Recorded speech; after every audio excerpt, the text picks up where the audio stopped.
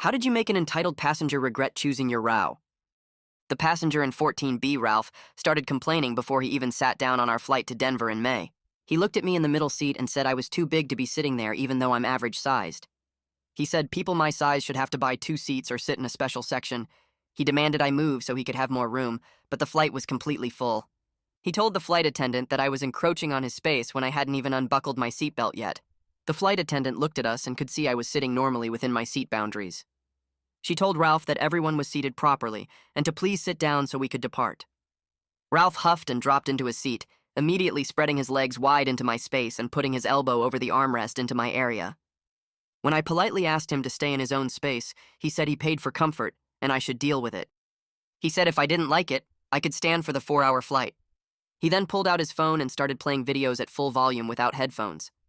The flight attendant asked him to use headphones and he said he forgot them, so everyone would just have to tolerate it.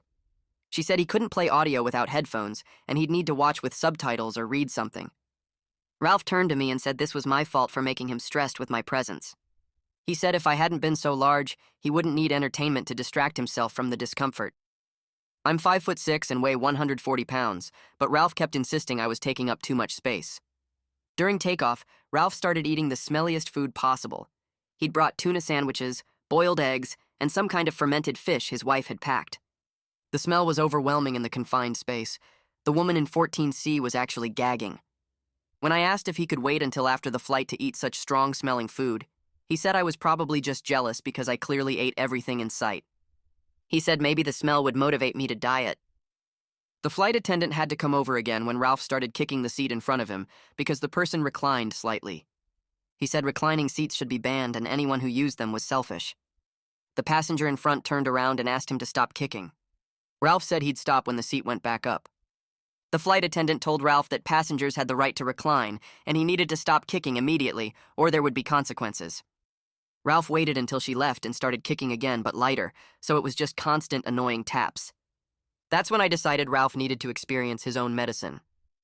I started by accidentally spilling my water on his tray table when we hit the tiniest bit of turbulence. The water ran right onto his laptop keyboard and his documents. Ralph jumped up screaming about his destroyed work. I apologized profusely and said the turbulence caught me off guard. I offered him napkins but made sure to knock over his coffee in the process of reaching for them. Now his pants were soaked with hot coffee and his laptop was definitely damaged. Ralph called for the flight attendant demanding I be arrested for destruction of property. She asked what happened and I explained about the turbulence. Several passengers confirmed we'd hit a bump and that accidents happen. Ralph had to sit in wet pants for the remaining 3 hours. Next, I started doing everything Ralph had done but worse. I spread my legs wide, taking up all the space under his seat where he'd put his bag. When he complained, I said I paid for comfort too. I pulled out my phone and started watching cooking shows at medium volume, just low enough that the flight attendant wouldn't say anything but loud enough to be annoying. When Ralph complained, I said I forgot my headphones just like he did. Then I opened my lunch, which my friend had packed specially for this trip. She worked at a specialty cheese shop and had given me the strongest, smelliest cheeses available. I'm talking about cheese that smelled like feet mixed with garbage. I also had kimchi, dried squid, and century eggs. The combination of smells was so intense that people 3 rows away were complaining. Ralph was turning green and had to use his air sickness bag. When he begged me to put the food away, I said he was probably just jealous of my gourmet meal. I ate everything slowly, making sure to chew with my mouth slightly open so he could hear every bite. The woman in 14C was laughing quietly because she'd heard everything Ralph had said to me earlier.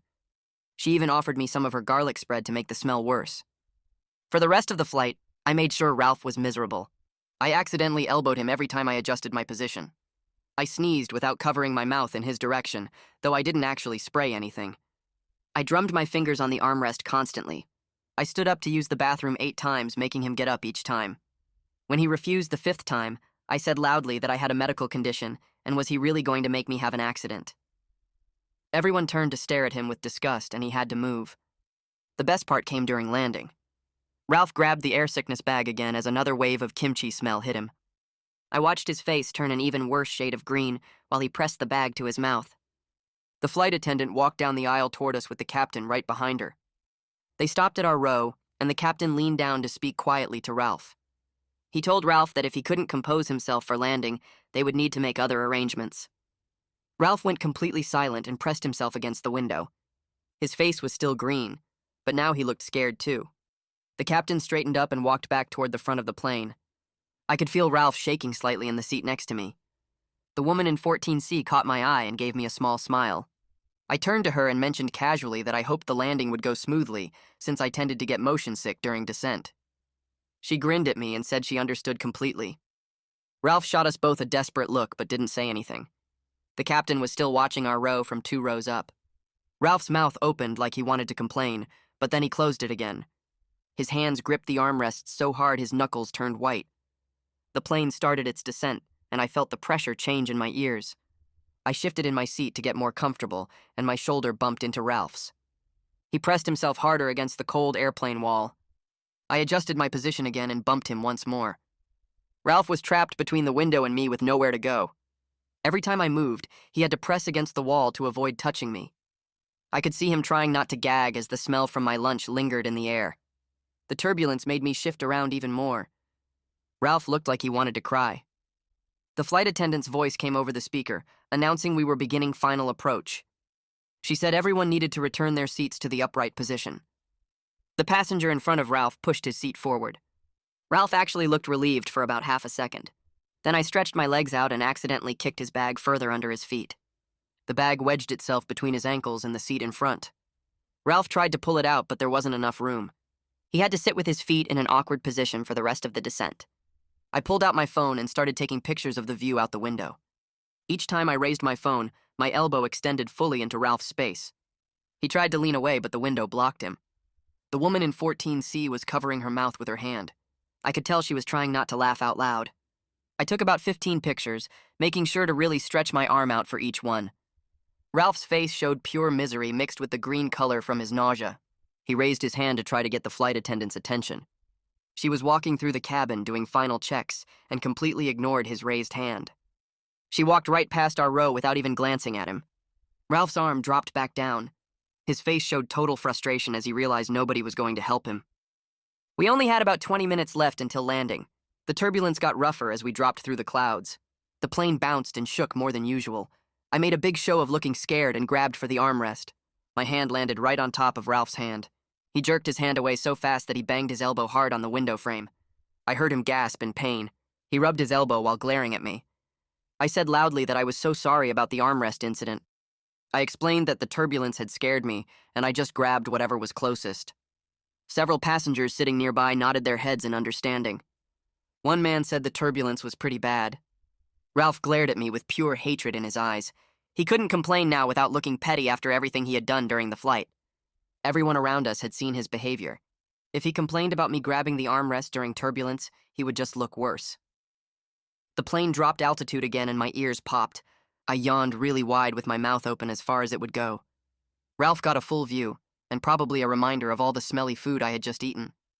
His face went from green to almost gray. He grabbed the air sickness bag again and had to use it.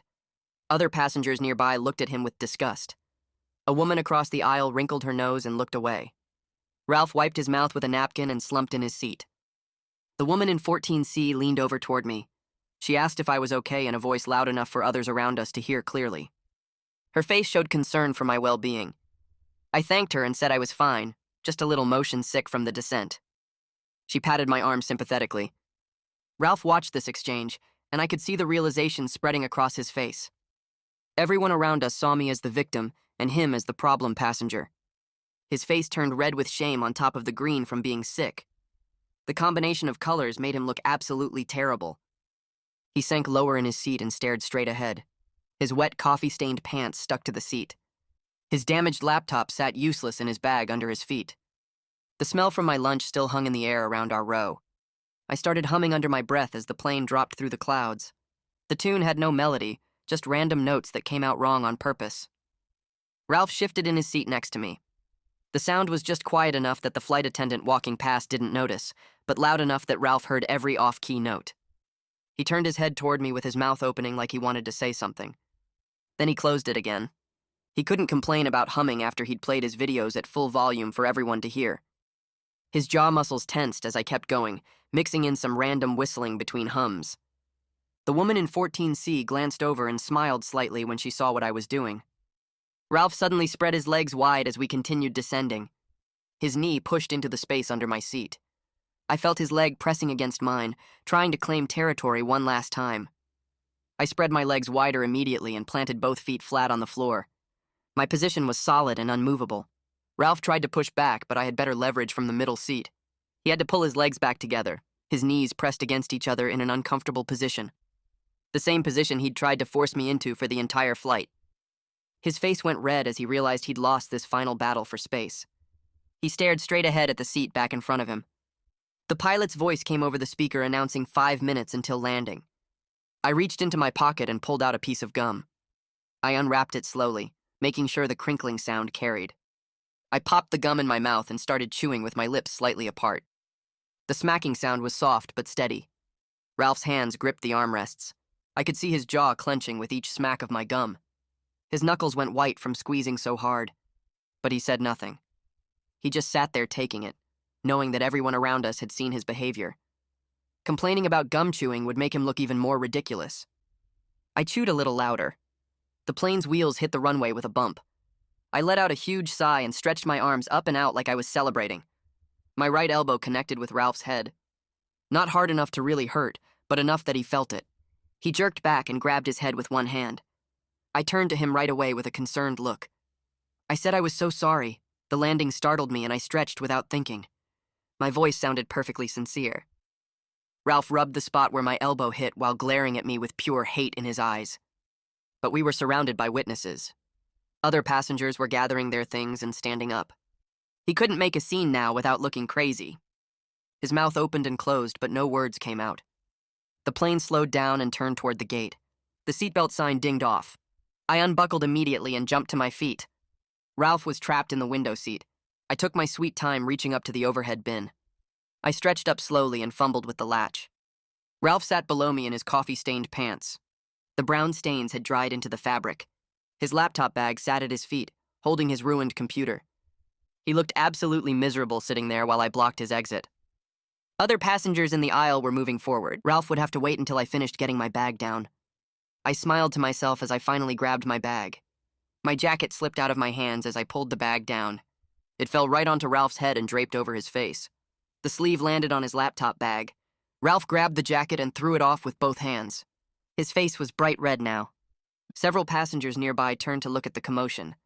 A man behind us made a comment about people who can't control their stuff. His voice was loud enough for everyone in our section to hear. Ralph's face got even redder. He sank lower in his seat like he wanted to disappear. I picked up my jacket slowly and said sorry again. My tone suggested this was just another accident in a series of unfortunate events. The woman in 14C stood up and turned toward me. She spoke loudly enough that people 3 rows up could hear her clearly. She thanked me for being such a pleasant seatmate during such a difficult flight. Her emphasis on the word pleasant was obvious. She smiled at me warmly while completely ignoring Ralph. Several passengers nearby nodded their heads. They'd all witnessed Ralph's behavior throughout the flight. Ralph's face went from red to almost purple. He realized she was deliberately contrasting me with him, making it clear to everyone who the problem passenger had been. His hands gripped his knees and he stared down at the floor. The woman winked at me as she grabbed her bag. I stepped into the aisle with my bag over my shoulder. I turned back to Ralph one more time. I told him I really hoped his laptop would be okay, and that his day got better from here. My voice was perfectly sincere and concerned, like I genuinely cared about his well-being after everything that happened. But we both knew exactly what I was doing, rubbing salt in every wound, reminding him of his ruined laptop and terrible flight. His glare was so intense it could have melted steel. His jaw clenched so tight I thought his teeth might crack, but he still said nothing. What could he say? Everyone around us knew he'd brought this all on himself. I walked up the aisle slowly. The woman from 14C walked beside me. We started talking about how some people just make flights harder than they need to be. Our voices carried back toward row 14. Several passengers who'd witnessed Ralph's behavior throughout the flight nodded as we passed. One man gave me a thumbs up. A woman smiled and shook her head. I could feel Ralph seething behind us. He was stuck in his row waiting for it to clear, sitting in his wet pants, holding his damaged laptop, knowing that everyone saw him as the villain of this flight. The woman from 14C laughed quietly as we reached the front of the plane. The flight attendant stood near the exit door. She smiled when she saw me approaching. She thanked me for my patience during the flight. Then she shot a very meaningful look back toward row 14. Her expression said everything without words. I thanked her for her professionalism and for handling such a difficult situation. We shared a moment of complete understanding. Both of us knew exactly who had caused all the problems. She touched my arm briefly and told me to have a great day in Denver. I walked into the jetway feeling better than I had in months. Ralph would remember this flight for a very long time. The woman from 14C caught up with me in the jetway and stuck out her hand. She said her name was Kellen, and she'd been flying for 20 years, but never saw anyone handle a jerk that perfectly. I shook her hand and thanked her for the garlic spread assist. She laughed and pulled out a business card from her purse. She told me if I ever needed a reference for staying calm under pressure, she'd be happy to write one. I took the card and saw she worked in human resources for a tech company. We kept walking together through the jetway while she told me about other terrible passengers she'd witnessed over the years. None of them got the comeuppance Ralph just experienced. We reached the gate area, and I spotted Ralph coming out of the jetway behind us. He still looked wet and miserable, clutching his damaged laptop against his chest like it might fall apart. His shirt had coffee stains down the front, and his pants were still damp. He saw me standing with Kellen and several other passengers from our section who'd stopped to chat. His face went red and then pale as he realized everyone was talking about him. The guy from row 13 was laughing and pointing in Ralph's direction. The woman who'd been sitting across the aisle was shaking her head. Ralph knew he'd been completely defeated socially, and everyone saw him as the villain. He tried to walk past quickly, but someone from row 15 called out, asking if his laptop survived the turbulence. Ralph didn't answer, and walked faster toward the signs pointing to baggage claim. The passenger Ralph had been kicking walked up to me with a huge grin on his face. He said he wanted to thank me for the entertainment because he'd been about to lose his temper completely. Watching my revenge unfold was way more satisfying than anything he could have done. He said Ralph deserved every second of misery, and the coffee-soaked pants were perfect justice. Ralph was about 20 feet away, and definitely heard this because his shoulders tensed up and he started walking even faster. He practically jogged toward the escalators leading down to baggage claim. Several people from our flight noticed him rushing away, and a few laughed. Kellen said something about karma working in mysterious ways, and the guy who'd been kicked agreed enthusiastically. I felt genuinely good about standing up for myself without losing my cool or getting in actual trouble. The whole situation played out better than I could have planned. Ralph faced natural consequences for his behavior, and everyone witnessed it. I didn't have to yell or make a scene or get the flight attendants involved beyond the initial interactions. His own actions came back to hit him, and I just helped them along a little bit. I headed toward baggage claim with Kellen still walking beside me. We talked about her job and my work and how we both traveled fairly often. The escalator took us down to the lower level where the baggage carousels were spinning. I spotted Ralph immediately because he was on his phone and gesturing wildly. His face was red again and he kept pointing at his laptop. He was probably talking to his wife about the ruined computer and his destroyed clothes. Other passengers from our flight gave him plenty of space as they walked past. Nobody wanted anything to do with him after watching his behavior for 4 hours. A few people glanced at him and then looked away quickly. One woman actually changed direction to avoid walking near him. Ralph didn't notice because he was too busy arguing on the phone. His voice got louder and I heard him say something about suing someone. I wondered if he meant me or the airline or just the universe in general for his terrible day. Our baggage carousel started moving and bags began sliding down the chute. Mine came out in the first group because I'd checked in early. I grabbed it and noticed Ralph was still on the phone getting more upset by the second. His bag hadn't appeared yet, and the carousel kept spinning with other people's luggage. I allowed myself a small smile thinking about how his bad day kept getting worse through no extra effort from me. The universe was handling the rest of the punishment. His laptop was ruined, his clothes were stained and wet, his bag was delayed, and everyone from the flight thought he was a jerk. Sometimes karma doesn't need much help, just a little push in the right direction with some strategic cheese and well-timed turbulence. I started walking toward the exit signs for ground transportation. Kellen caught up with me near the automatic doors. She pulled out her phone and showed me a post she'd just made on social media. It was vague enough that nobody could identify Ralph or me or even the specific flight. But she'd written about witnessing perfect petty revenge and how sometimes entitled people get exactly what they deserve. Her friends were already commenting and calling the mystery person a hero. I laughed and told her that was amazing. She said the story was too good not to share even in a general way. We exchanged actual phone numbers and email addresses instead of just business cards. She said if we were ever in the same city, we should definitely get coffee. It was funny how Ralph's terrible behavior led to me making a new friend who shared my sense of justice. If he'd just been a normal, decent person, I never would have talked to Kellen beyond basic pleasantries. Outside the airport, the Colorado air hit me, and I took a deep breath. My rideshare app showed my driver was 3 minutes away. I stood near the pickup area and finally relaxed for the first time since boarding that plane. The whole situation could have gone very differently if I'd just accepted Ralph's bullying. I could have sat there miserable for 4 hours while he spread into my space and insulted me and made the flight unbearable. Instead, I stood up for myself using his own tactics against him. It felt like an important moment of self-respect, even though the methods were petty. Sometimes you have to fight fire with fire, or in this case, fight smelly food with smellier food and fake accidents with real consequences. My phone buzzed in my pocket. I pulled it out and saw a text from my friend asking how the flight went. She was the one who'd packed the specialty cheeses and knew I was sitting in a middle seat. I realized I had an amazing story to tell her. I started typing out the whole thing right there on the sidewalk. My thumbs flew across the screen as I described Ralph's initial complaints and his aggressive behavior and the flight attendant's interventions. Then I got to the good part about the water spill and the coffee disaster and the cheese deployment. I was grinning while I typed because I knew this would become one of my favorite stories about travel karma. The kind of story you tell at parties and people always want to hear again. My friend would absolutely love it since her cheese expertise contributed directly to Ralph's misery. My rideshare showed up right on schedule and I climbed into the back seat. The driver glanced at me in the rearview mirror and asked how my flight was. I couldn't help laughing out loud. I told him it was definitely one I'd remember for a while. He seemed curious, so I gave him the short version about Ralph complaining I was too big for the middle seat even though I'm average-sized, then spreading into my space and playing videos without headphones and eating the smelliest food possible.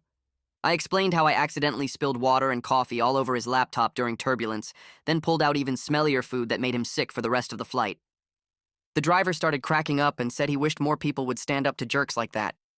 He said too many folks just take abuse on planes because they don't want to cause problems. I agreed and said I almost did the same thing until Ralph pushed me too far. The driver told me about a time someone reclined their seat all the way back into his lap on a red-eye flight, and he didn't say anything for 6 hours. He said he regretted not speaking up, and my story made him feel better about future situations. We chatted the whole ride home about airplane etiquette and entitled passengers. He dropped me off at my apartment building and said the ride was free because my story made his day. I tried to insist on paying, but he refused and drove off laughing. I walked into my apartment and immediately pulled out my phone to call my best friend. She picked up on the second ring, and I launched into the full detailed version of everything that happened with Ralph. I started from the moment he looked at me with disgust, before even sitting down, and went through every single thing he did and said. She was dying laughing when I got to the part about the water spill during turbulence and the coffee following right after. When I described opening the specialty cheeses and watching Ralph turn green, she had to put the phone down because she couldn't breathe from laughing so hard. I told her about the woman in 14C offering me garlic spread and Ralph using the air sickness bag multiple times. I explained how I made him get up 8 times for bathroom trips and how everyone stared at him with disgust when I mentioned my medical condition. My friend said this was the best revenge story she'd ever heard, and I absolutely had to write it down.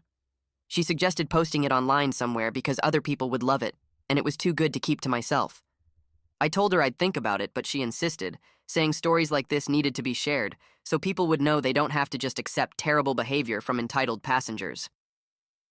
That evening, I sat down at my laptop and started typing out the whole experience from beginning to end. I joined a forum where people shared stories about dealing with difficult people and found the section about travel nightmares. I wrote everything exactly as it happened, keeping all the facts straight but making sure to include the satisfying details about Ralph getting exactly what he deserved. I described his initial complaints about my size even though I'm 5'6" and 140 pounds. I included his aggressive behavior with spreading into my space and refusing to use headphones and eating fermented fish. I made sure to mention how the flight attendant had to intervene multiple times because of his actions. Then I got to the good part about my accidental water spill and the coffee disaster that followed. I described the specialty cheeses in detail and how the smell made people 3 rows away complain. I included the part about making Ralph get up 8 times in his face when I mentioned my medical condition loudly. I wrote about the woman in 14C supporting me and offering garlic spread. I ended with how Ralph looked completely defeated by the time we landed, sitting in his wet coffee-stained pants with his ruined laptop. I read through it twice to make sure everything was accurate, and then hit the post button. Within an hour, my post started getting responses. People were commenting that they'd dealt with similar situations on flights and wished they'd handled it as well as I did. Someone wrote about a passenger who took off their shoes and put their bare feet on the armrest, and how they just suffered through it instead of doing anything. Another person shared a story about someone clipping their toenails mid-flight and how disgusting it was. Multiple people said my approach was perfect because I used Ralph's own tactics against him and never actually broke any rules. They pointed out that the turbulence and accidents weren't my fault, and eating smelly food was exactly what Ralph had done first. Several commenters said they were saving my post to remember the techniques if they ever encountered someone like Ralph. One person wrote that entitled behavior on planes had gotten so much worse in recent years, and more people needed to push back. I realized this kind of thing wasn't rare at all. Tons of travelers had experienced passengers who spread into their space or played loud videos or ate terrible-smelling food or kicked seats. The difference was most people just accepted it and stayed miserable for the whole flight. Reading all these responses made me glad I'd stood up for myself instead of just taking Ralph's abuse for 4 hours. Over the next few days, my post kept getting more and more responses. By the third day, there were hundreds of comments and the number kept climbing. People were sharing their own airplane revenge stories, and some of them were even better than mine. Someone wrote about a passenger who kept pushing the call button every 5 minutes for no reason, so they accidentally spilled ice water down the person's back during turbulence. Another person described dealing with someone who wouldn't stop talking by pretending to fall asleep and snoring really loudly every time the person tried to start a conversation. Multiple people said my story inspired them to stand up for themselves in similar situations instead of just accepting bad behavior. One woman wrote that she'd always been too scared to say anything when passengers were rude, but after reading my post, she felt empowered to set boundaries on her next flight. A man commented that he used my cheese technique on a recent trip when someone spread into his seat and it worked perfectly. Several people thanked me for sharing because it made them realize they had options when dealing with entitled jerks. It felt really good knowing my experience with Ralph might actually help other people feel confident enough to push back against bullies instead of suffering in silence. A week later, I got a private message through the forum from someone who said they were on my flight and recognized the story immediately. They confirmed every single detail I'd written was accurate and said they'd been sitting a few rows behind me. The person added that after we landed, Ralph went straight to the gate agents and tried to get me in trouble. He'd apparently complained that I deliberately destroyed his laptop and clothes and demanded the airline compensate him or have me arrested. The gate agents asked what happened, and Ralph told them about the water and coffee spills. They asked if there had been turbulence, and Ralph admitted there was a small bump, but insisted I did it on purpose. The agents told him there was nothing they could do about accidents during turbulence, and that he'd need to file a claim with his insurance company. Ralph got really angry and demanded to speak to a supervisor. The supervisor came out and listened to his complaint and gave him the same answer. The person messaging me said they watched the whole thing, and Ralph was turning red and yelling while the gate agent stayed completely calm and professional. Eventually, Ralph gave up and stormed off toward baggage claim, still wet and miserable. The same person sent another message a few minutes later with even better news. They said they'd overheard Ralph on his phone at baggage claim talking to someone about his ruined laptop. Apparently, it was completely destroyed by the water and coffee and wouldn't turn on at all. He'd lost whatever work was on it because he hadn't backed anything up to the cloud. The person also said Ralph missed his connecting flight because he had to spend so much time trying to get cleaned up in the airport bathroom and filing his pointless complaint with the gate agents. His next flight wasn't until the following morning, so he had to pay for an unexpected hotel room. Ralph had apparently tried to get the airline to cover the hotel cost since his missed connection was due to another passenger's actions, but they refused because the original flight arrived on time and his delay was his own fault. I felt absolutely zero guilt about any of this. Ralph brought every single bit of it on himself by being aggressive and entitled and making my flight miserable from the start. If he'd just been a normal, decent person and stayed in his own space, none of this would have happened to him.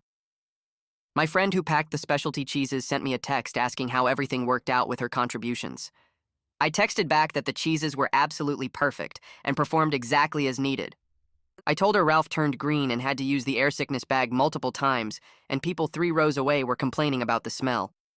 She responded that she was glad her cheese expertise contributed to justice being served. She said the ones she gave me were some of the strongest in the shop, and she'd specifically chosen them for maximum impact. She offered to prepare another care package anytime I needed to deal with difficult people, whether on planes or anywhere else. I thanked her and said I'd definitely keep that in mind for future situations.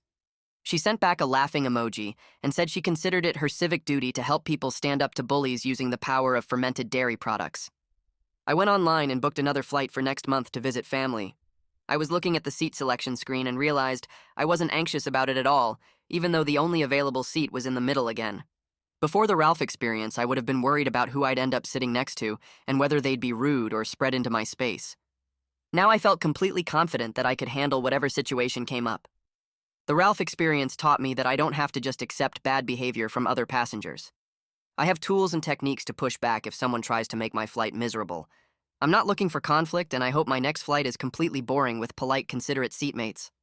But if I do encounter another entitled jerk like Ralph, I know exactly what to do, and I won't hesitate to stand up for myself. At work the next day, I was eating lunch in the break room with a few coworkers. Someone asked about my trip, and I started telling the Ralph story. Within 2 minutes, everyone at the table had stopped eating and was listening with complete attention. When I got to the part about the coffee spill following the water spill, people started laughing. By the time I described opening the specialty cheeses, everyone was cracking up.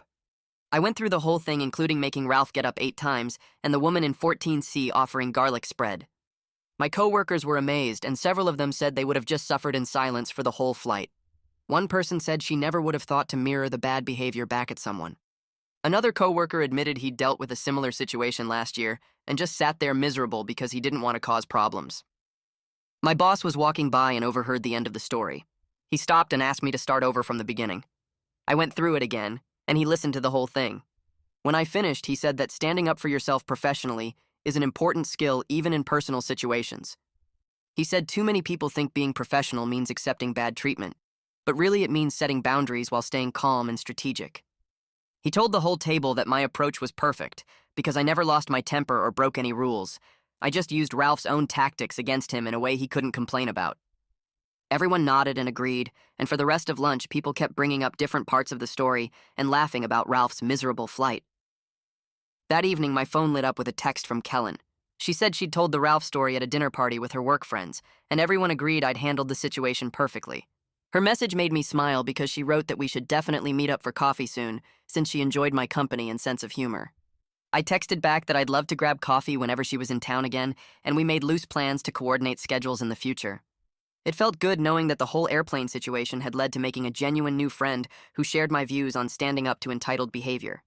A month went by and I found myself on another flight, this time headed to Portland for a work conference. I'd booked a middle seat again because it was the only option available, but I wasn't worried about it at all.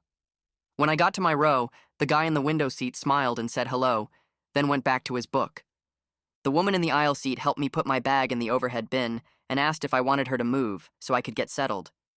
Both of them stayed completely in their own space during the entire flight. Nobody played videos without headphones, nobody ate smelly food, nobody kicked seats or spread their legs into my area. The flight was totally boring and uneventful, and I realized how much I appreciated normal, considerate people after dealing with Ralph. Sometimes the best flights are the ones where absolutely nothing interesting happens and everyone just respects each other's space. Over the next few weeks, I started noticing entitled behavior in other situations more clearly. At the grocery store, someone cut in front of me in line, and I calmly said I was already waiting there. The person apologized and moved to the back. At a restaurant, someone at the next table was playing music on their phone, and I politely asked them to use headphones. They did without arguing.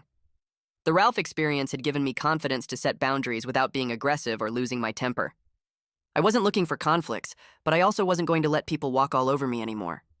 I could stand my ground firmly but calmly, and most people responded well when I addressed issues directly, instead of just accepting bad behavior in silence.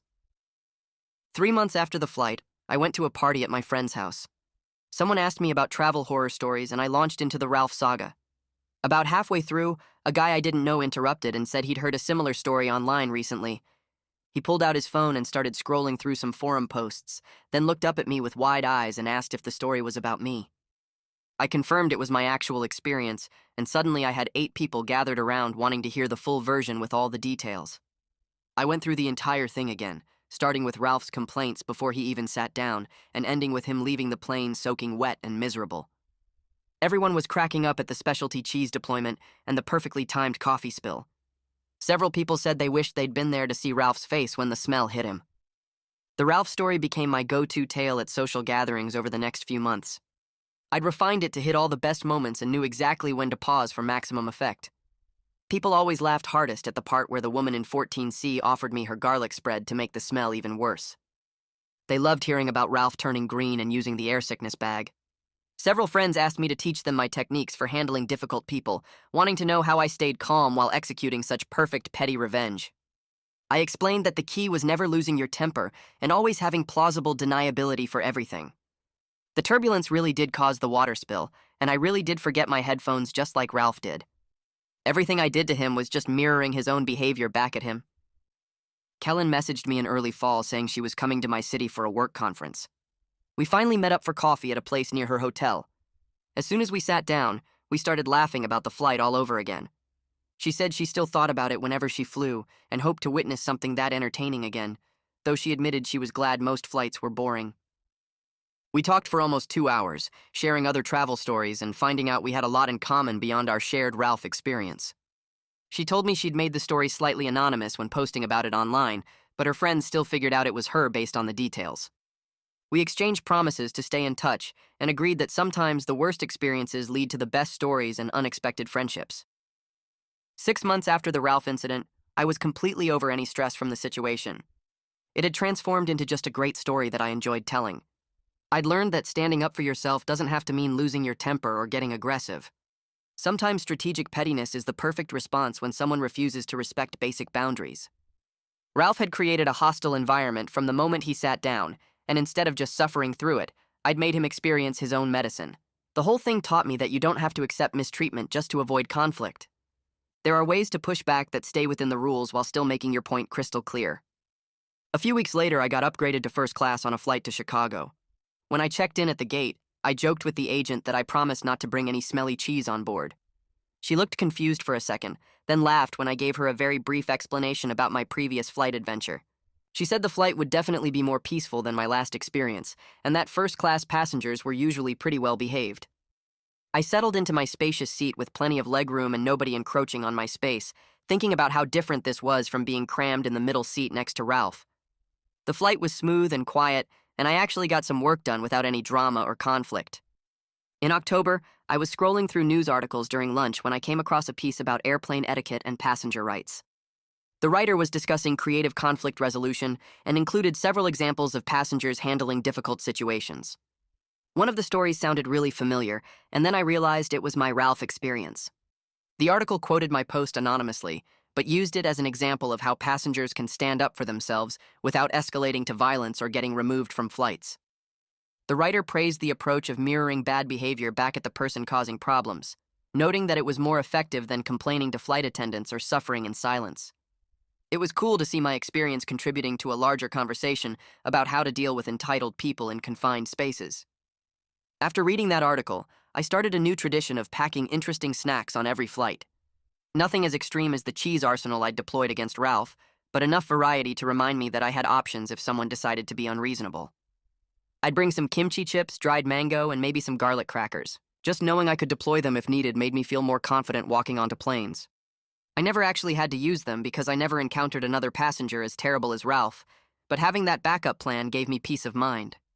It was like carrying insurance against entitled behavior, a reminder that I wasn't helpless if someone tried to make my flight miserable again. A few weeks after the flight, my friend Sarah called me during her lunch break, sounding completely stressed out. She worked in marketing at a tech company and had this coworker named Brad who kept taking credit for her ideas in meetings and interrupting her presentations. She asked if I had any advice because she'd heard about my airplane situation and figured I might know how to handle difficult people without getting fired.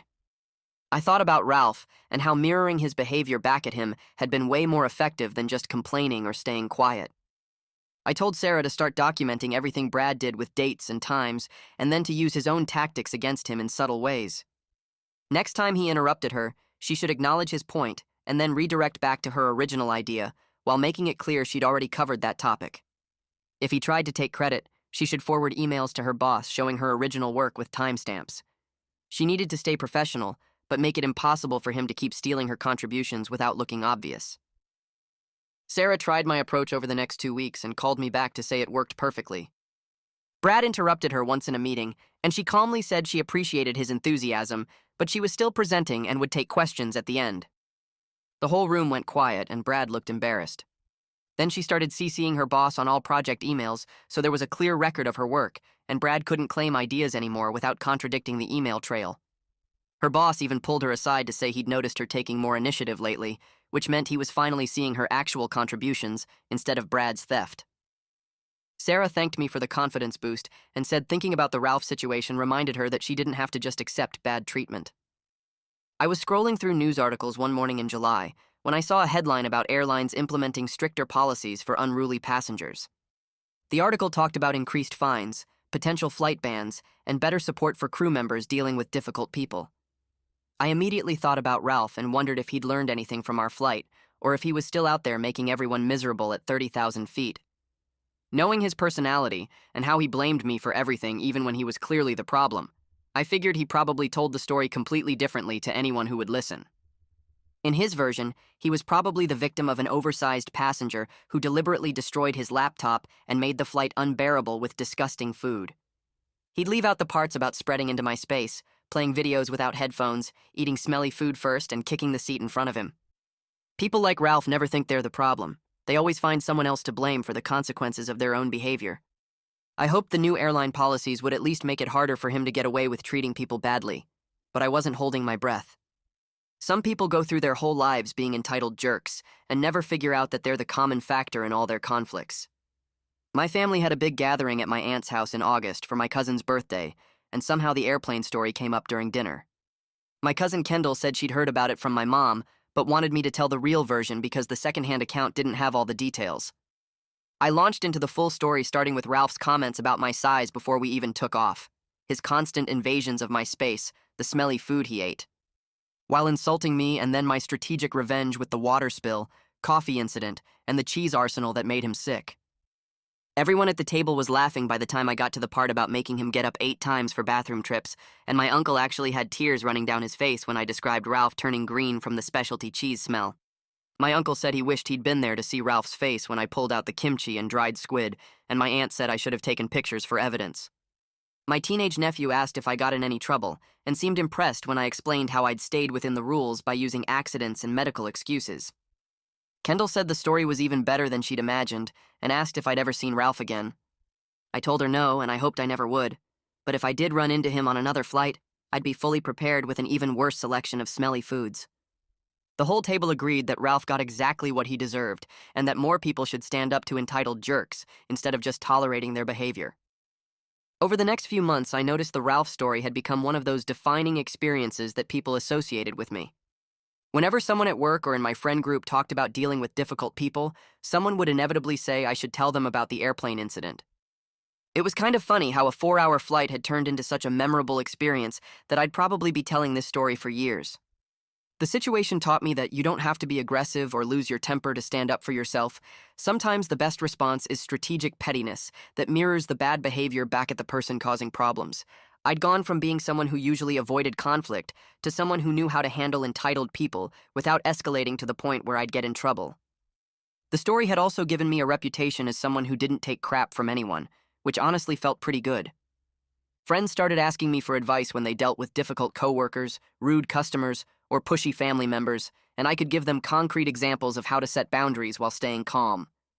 The Ralph experience had become part of my personal mythology in a way I never expected. I started planning a trip for next year to visit my brother in Seattle, and this time I specifically chose a window seat when booking my ticket. After my middle seat adventure with Ralph, I decided I'd earned the upgrade, and the extra cost was totally worth it for guaranteed personal space and control over my environment. Window seats meant nobody could encroach on my space from that side, I could control the window shade, and I only had to deal with one seatmate instead of 2. I wouldn't have to ask anyone to move if I needed the bathroom, and I could lean against the wall if I wanted to sleep without worrying about falling onto a stranger's shoulder. The middle seat experience had taught me that the cheapest option isn't always the best choice, especially when it comes to being trapped in a confined space for hours with potentially terrible people. I figured the extra $40 for the window seat was like buying insurance against another Ralph situation, and my mental health was definitely worth that investment. Plus, I'd have a better view during takeoff and landing, which was a nice bonus on top of the practical benefits. A coworker named Jennifer mentioned during a coffee break that she had a flight coming up for a family wedding, and she was nervous about getting stuck next to a difficult seatmate. She'd heard about my Ralph experience and asked if I had any tips for handling the situation if it happened to her. I told her the most important thing was to stay calm and not let someone's bad behavior make you lose your composure, because then you become the problem in everyone's eyes.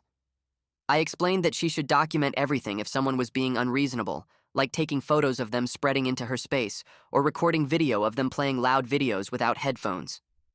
Flight attendants are more likely to help if you have evidence and you present it calmly instead of getting emotional. I also told her about the strategy of mirroring bad behavior back at the person, but doing it in ways that seem accidental or justified so you can't get in trouble. If someone spreads into your space, you spread back. If they're loud, you can be loud too within the rules. The key is using their own tactics against them while maintaining plausible deniability. Jennifer wrote down my advice and said she felt way more confident about her flight now, knowing she had options if someone tried to make her trip miserable. I got a message through my social media in September from someone who'd read my post about the Ralph situation. They said they'd used my techniques on their own flight just last week with great success. This guy named Andrew had been sitting next to a woman who kept elbowing him and taking up both armrests while complaining that he was too tall and should have bought a first-class seat. He remembered my story and started mirroring her behavior, spreading out whenever she did and making sure to reclaim the armrest every time she tried to dominate it. When she complained to the flight attendant, he calmly explained that he was just matching her energy and staying within his seat boundaries. The flight attendant could see what was happening and told the woman she needed to stay in her own space, which made Andrew's whole flight better. He thanked me for sharing my story and said it gave him the confidence to stand up to a rude passenger instead of just suffering in silence for 5 hours. Reading his message made me feel like the Ralph situation had positive ripple effects beyond just my own experience. If my story helped other people develop the confidence to set boundaries with difficult people, then dealing with Ralph's nonsense had actually contributed something valuable to the world. Looking back on the whole experience now, I'm genuinely glad it happened even though it was miserable while I was going through it. The situation taught me important lessons about self-advocacy and creative problem-solving that I've used in other areas of my life. Ralph was absolutely terrible and made that flight way harder than it needed to be, but dealing with him made me stronger and more confident in handling difficult people. I learned that you don't have to accept mistreatment just because confrontation feels uncomfortable, and there are ways to stand up for yourself that don't require aggression or losing your temper. The experience showed me that strategic responses and staying calm under pressure are way more effective than getting emotional or just complaining to authority figures. I also learned the value of having witnesses and documentation, because other passengers seeing Ralph's behavior first made it impossible for him to successfully paint me as the problem. Most importantly, I learned that entitled people like Ralph count on others being too polite or conflict-averse to push back, and once you show them you're willing to match their energy, they often back down, or at least stop being quite so awful. I'm planning my next trip now and actually hoping for smooth, boring flights with considerate passengers who respect personal space and follow basic courtesy rules. I don't want another Ralph situation because dealing with him was exhausting and required way too much mental energy for a simple flight. But I'm also completely prepared if I encounter another entitled jerk who thinks the rules don't apply to them. The difference between now and before the Ralph incident is that I know exactly what to do, and I won't hesitate to stand up for myself. I've got my strategies ready, I understand how to document bad behavior, and I'm confident in my ability to mirror tactics back at problem passengers while staying within the rules. I've also learned to pack interesting snacks on every flight, not necessarily the extreme cheese arsenal I deployed against Ralph, but enough variety to have options if someone decides to test me. That preparedness gives me peace of mind when I travel, knowing I'm not helpless if someone tries to make my flight miserable.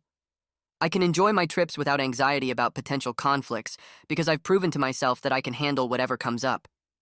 The Ralph story has become my favorite example of how sometimes the universe delivers perfect karma, especially when you help it along with strategic pettiness and well-timed accidents.